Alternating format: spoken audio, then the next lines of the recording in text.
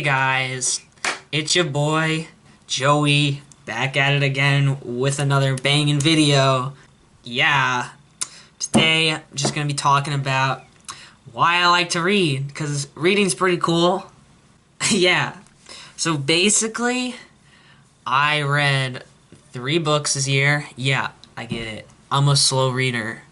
Fight me.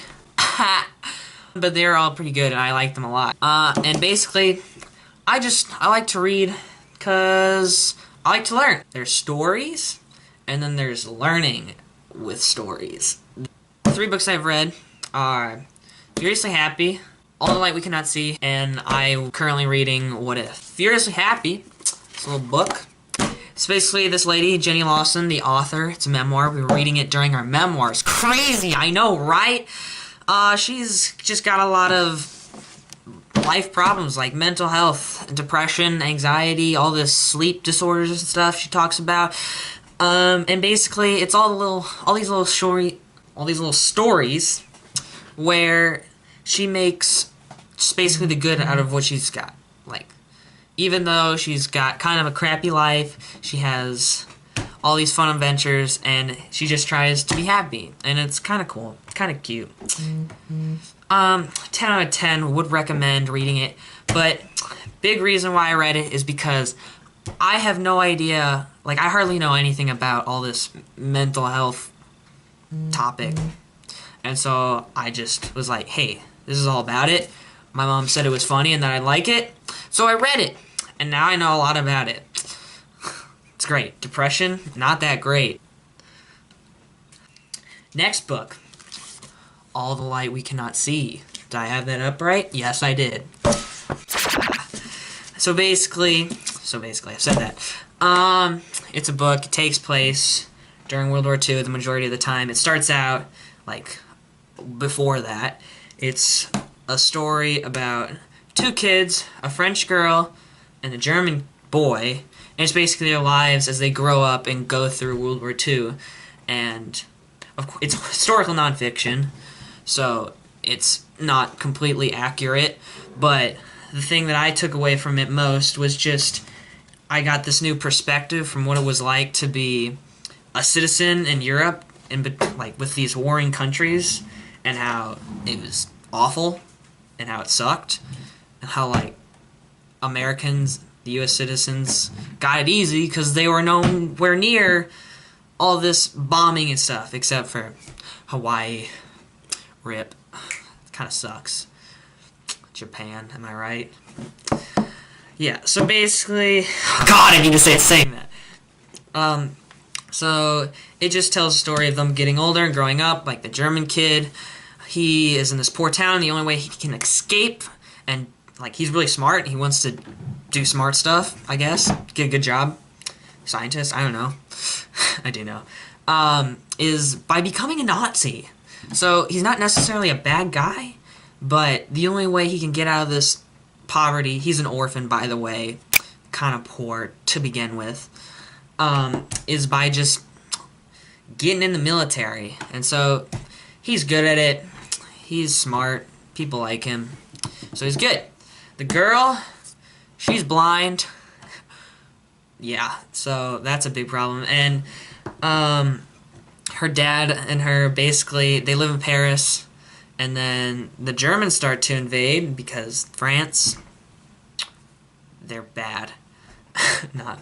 The Germans start to invade, and they're like, we have to flee Paris because we don't want to get killed. So they go to their uncle's, and it's on the coast, and he lives in a mansion. Meanwhile, her dad, he's like this museum worker, and he gets the job of carrying this super secret stone, super secret, like diamond, yeah, diamond, it's a word. And a German is after that diamond, so problems ensue from that when this man has to hide his diamond with his daughter, of course. Yeah. Would recommend reading this book. It's very long. It's 500 pages. Yeah.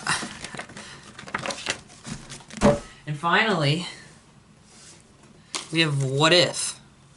This book. Oh, there's a tear in it. I didn't do that. It wasn't me. This book is just great. I love it. Love it with a passion. I'm a big fact guy. Like, I have, like, every single Guinness World Records book since I was born. I mean, I just got a book for Christmas. It's over there. I'm looking at it. It's called Atlas Obscura. It's just a bunch of weird other facts. I just like facts because I like to learn. And so this book, it's great. It's this guy, the author. His name is Randall Munroe, and he is some super smart physicist dude who also is good at cartoons.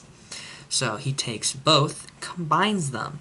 So the way he created this book is by asking a bunch of people to go on his Reddit and ask him super hypothetical, weird, wacky questions. And he was there to answer them all and then put little pictures in, and it's kind of cute, kind of funny. Love it. Like, and then the questions are so weird. Here, I'm just gonna open up the page, see the first one. How long could a nuclear submarine last in orbit? I read this one. And basically the problem is it could stay in orbit a while, or I don't know, as long as it can. It's a submarine. They got pressure down deep underwater that they deal with, so they'll be fine in space. It's just the problem that how is it gonna get up there? And that's the big problem, because it weighs a whole lot. So yeah. Pretty good book. It's not a story, by the way, if you didn't know that already. It says serious scientific answers to absurd hypothetical questions. Wow. Wow. Very interesting. So, I'm going to say it again. So basically, in all these 3 books, I'm learning. And that's why I read. Because I want to learn. I said that. They're all great. They all have enlightened me in my knowledge. I have so many random thoughts in my head now from What If. I am more aware of mental health. I think that's good, considering that there's a lot of people with mental health issues that a lot of people know, including me. And then I just like how I've never thought of what it's like to be a civilian in World War II, and now I have thought. I have thought of that. And we never talk about that in history, and so I learned it on my own. Yeah. Epic!